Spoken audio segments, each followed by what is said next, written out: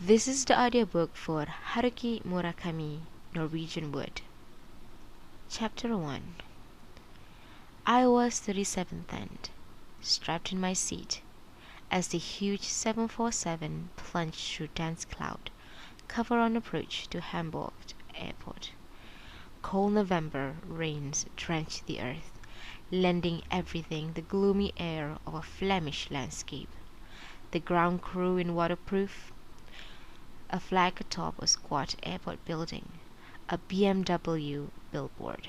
So, Germany again. Once the plane was on the ground, soft music began to flow from the ceiling speakers, a sweet orchestral cover version of the Beatles' Norwegian Wood. The melody never failed to send a shudder through me, but this time it hit me harder than ever. I bent forward, my face in my hands to keep my skull from splitting open. Before long, one of the German stewardesses approached and asked in English if I was sick. "No," I said. "Just dizzy." Are you sure? "Yes, I'm sure. Thanks." She smiled and laughed, and the music changed to a Billy Joel tune. I straightened up and looked out of the window at the dark clouds hanging over the North Sea, thinking of all I had lost in the course of my life. Times gone forever, friends who had died or disappeared, feelings I would never know again. The plane reached the gate. People began unfastening their seatbelts and pulling luggage from the overhead lockers, and all the while I was in the meadow. I could smell the grass, feel the wind on my face, hear the cries of the birds. Autumn 1969, and soon I would be 20. The stewardess came to check on me again. This time she sat next to me and asked if I was all right. "I'm fine, thanks," I said with a smile, "just feeling kind of blue." "I know what you mean," she said. "It happens to me too, every once in a while." She stood and gave me a lovely smile. "Well then, have a nice trip. Auf Wiedersehen. Auf Wiedersehen." 18 years have gone by, and still I can bring back every details of that day in the meadow, washed clean of the summer's dust by days of gentle rain. The mountains wore a deep, brilliant green. The October breeze set white fronts of head-high grasses swaying. One long streak of cloud hung pasted across a dome of frozen blue. It almost hurt to look at that far-off sky. A puff of wind swept across the meadow and through her hair before it slipped into the woods, to rustle branches and send back snatches of distant barking, a hazy sound that seems to reach us from the doorway to another world. We heard no other sounds. We met no other people. We saw only two bright red birds leap startled from the center of the meadow and dart into the woods. As we ambled along, Naoko spoke to me of Wells. Memory is a funny thing. When I was in the scene, I hardly paid it any attention. I never stopped to think of it as something that would make a lasting impression. Certainly, never imagined that 18 years later I would recall it in such detail. I didn't give a damn about the scenery that day. I was thinking about myself. I was thinking about the beautiful girl walking next to me. I was thinking about the two of us together, and then about myself again. I was at that age, that time of life when every sight, every feeling, every thought came back, and like a boomerang, to me. And worst, I was in love. Love with complication. Scenery was the last thing on my mind. Now, though that meadow scene is the first thing that comes back to me, The smells of grass, the faint chill of the wind, the line of the hills, the barking of a dog, these are first things, and they come with absolute clarity. I feel as if I can reach out and trace them with a fingertip. And yet, as clear as the scene may be, no one is in it. No one. Naoko is not there, and neither am I. Where could we have disappeared to? How could such a thing have happened? Everything that seemed so important then. Naoko, and the self I was then, and the world I had then, where could they have all gone? It's true, I can't even bring back her face, not straight away at least. All I'm left holding is a background, pure scenery, with no one at the front. True, given time enough, I can remember her face. I start joining images. Her tiny cold hand, her straight black hair, so smooth and cool to the touch, a soft rounded earlobe and the microscopic mole just beneath it, the camel hair coat she wore in the winter, her habit of looking straight into my eyes when asking a question, the slight trembling that would come to her voice now and then, as though she was speaking on a windy hilltop. And suddenly, her face is there, always in profile at first, because Naoko and I were always out walking together, side by side. Then she turns to me and smiles and tilts her head just a little and begins to speak. And she looks into my eyes as if trying to catch the image of a minnow that has darted across the pool of a limpid spring. It takes time, though, for Naoko's face to appear, and as the years have passed, the time has grown longer. The sad truth is that I could recall in 5 seconds all too soon needed 10, then 30, then the full minute, like shadows lengthening at dusk. Someday, I suppose, the shadow will be swallowed up in darkness. There is no way around it. My memory is growing ever more distant from the spot where Naoko used to stand, where my old self used to stand, and nothing but scenery. That view of the meadow in October returns again and again, to me like a symbolic scene in a film. Each time it appears, it delivers a kick to some part of my mind. "Wake up," it said. "I'm still here. Wake up and think about it. Think about why I'm still here." The kicking never hurts me.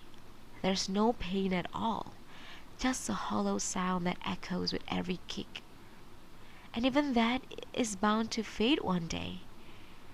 At Hamburg airport, though, the kicks were longer and harder than usual, which is why I'm writing this book. To think, to understand. It just happens to be the way I'm made. I have to write things down to feel I fully comprehend them. Let's see. Now, what was Naoko talking about that day?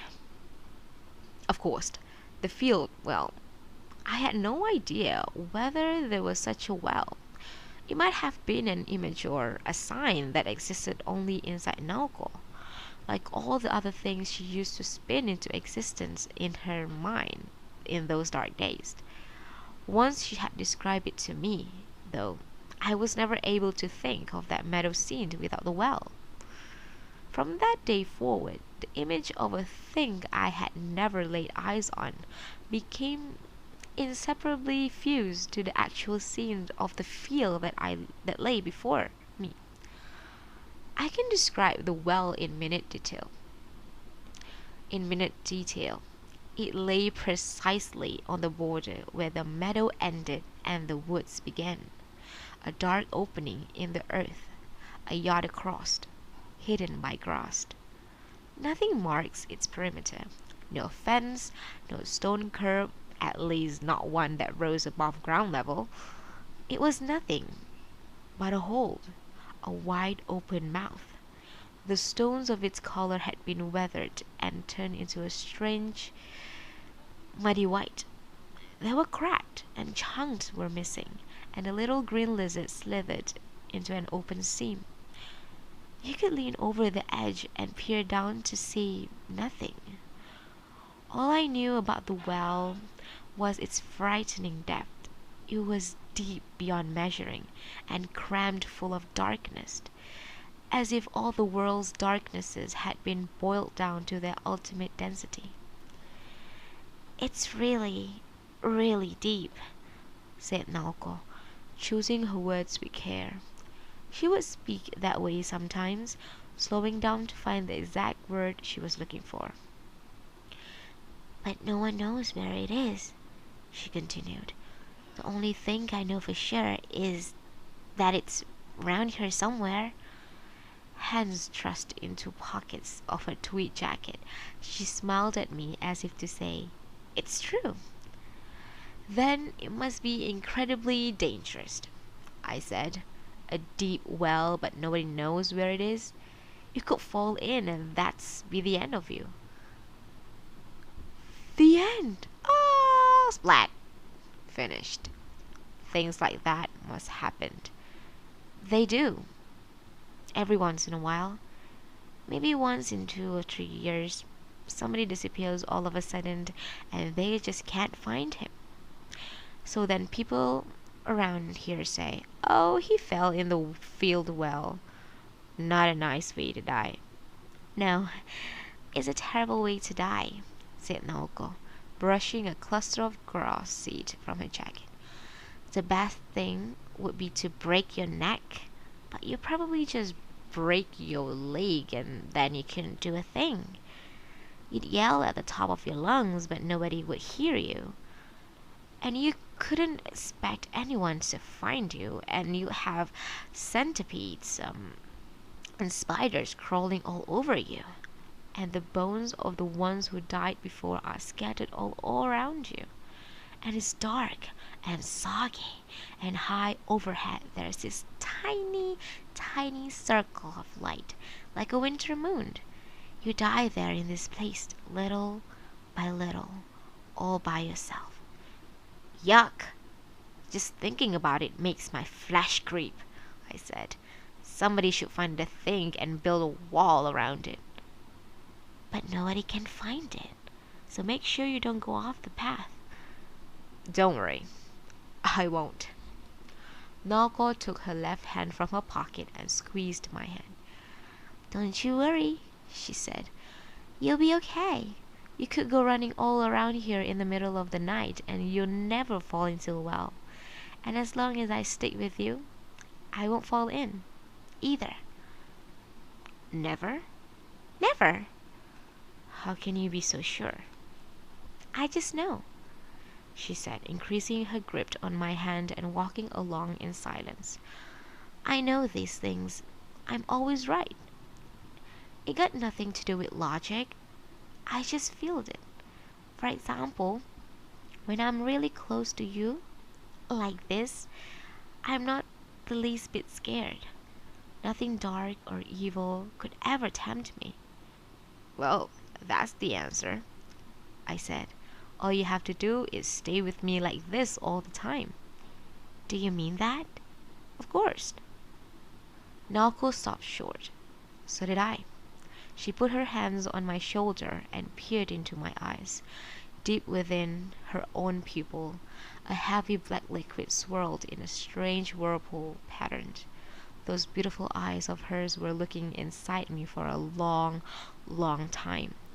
Then she stretched to her full height and touched her cheek to mine. It was a marvelous warm gesture that stopped my heart for a moment.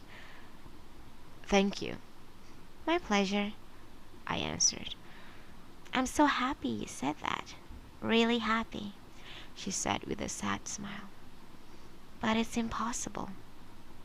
Impossible? Why? It would be wrong. It would be terrible. It... Naoko clamped her mouth shut and started walking again. I could tell that all kinds of thoughts were whirling around her head. So rather than intrude on them, I kept silent and walked by her side. It will be wrong. Wrong for you, wrong for me, she said after a long pause. Wrong how? I murmured. Don't you see? It's just not possible for one person to watch over another person forever and ever. I mean, suppose we got married. You have to work during the day. Who's going to watch over me while you're away? Or if you go on a business trip, who's going to watch over me then? Can I be glued to you every minute of our lives? What kind of equality would there be in that? What kind of relationship would that be?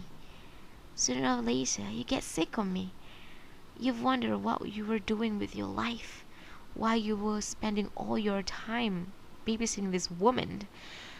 I can understand that. It wouldn't solve any of my problems.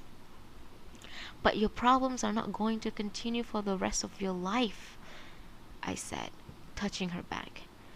They'll end eventually, and when they do, we'll stop and think about how to go on from there. Maybe you will have to help me. We're not running our life according to some account book. If you need me, use me. Don't you see? Why do you have to be so rigid? Relax. Let down your guard. You're all tense up, so you always expect the worst. Relax your body, and the rest of you will lighten up. How can you say that? She asked in a voice drained of feelings. Naoko's voice alerted me to the possibility that I had said something I shouldn't have.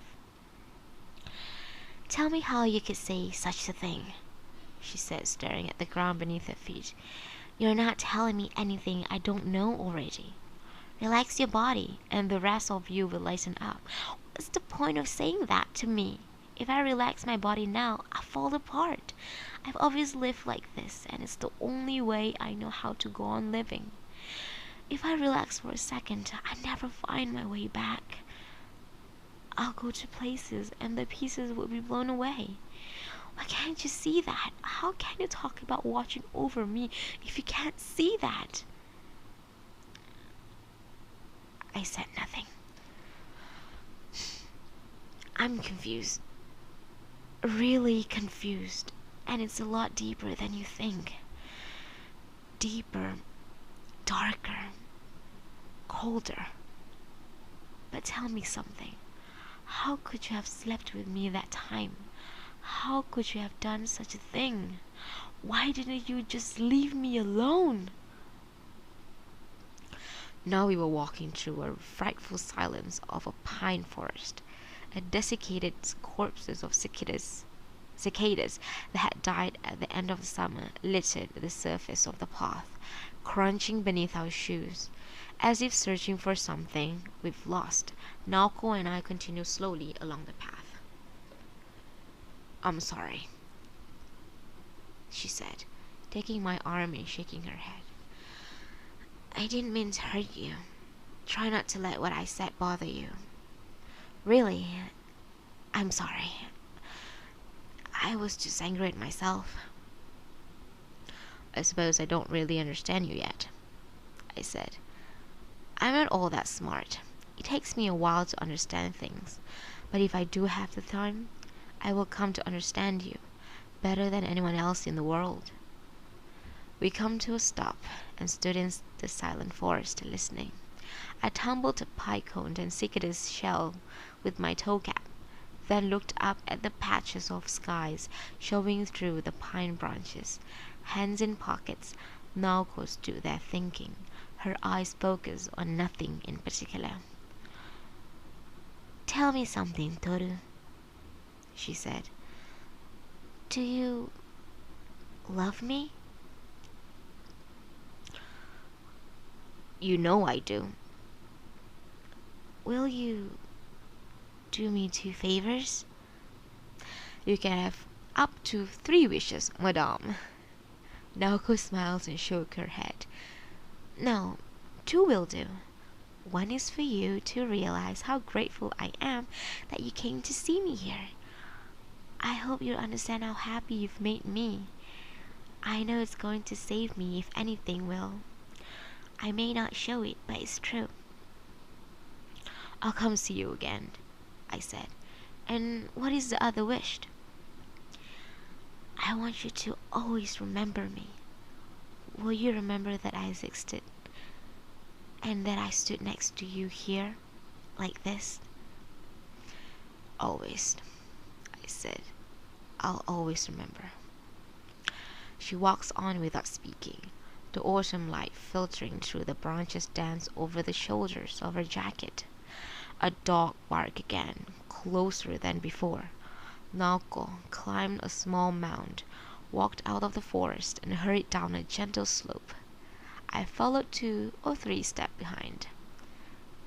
Come over here, I called to her back. The well might be around here somewhere. Naoko stopped and smiled, and took my arm. We walked the rest of the way side by side. Do you really promise never to forget me? She asked in a near whisper. I'll never forget you, I said. I could never forget you. Even so, my memory has grown increasingly dim, and I have already forgotten any number of things. Writing from memory like this, I often feel a pang of dread. What if I've forgotten the most important thing? What if somewhere inside me there is a dark limbo where all the truly important memories are heaped and slowly turning into mud? Be that as it may, it's all I have to work with, clutching these faded, fading, imperfect memories to my breast. I go on writing this book with all the desperate intensity of a starving man sucking on bones. This is the only way I know how to keep my promise to Naoko. Once, long ago, when I was still young, when the memories were far more vivid than they are now, I often tried to write about her, but I couldn't produce a line. I knew that if that first line would come, the rest would pour itself into a page. But I could never make it happen. Everything was too sharp and clear, so that I could never tell where to start. The way a map that shows too much can sometimes be useless. Now, though, I realize that all I can place in the imperfect vessels of writing are imperfect memories and imperfect thoughts. The more the memories of Naoko inside me fade, the more deeply I am able to understand her. I know, too, why she asked me not to forget her. Naoko herself knew, of course. She knew that my memories of her would fade, which is precisely why she begged me never to forget her, to remember that she had existed. The thought fills me with an almost unbearable sorrow, because Naoko never loved me.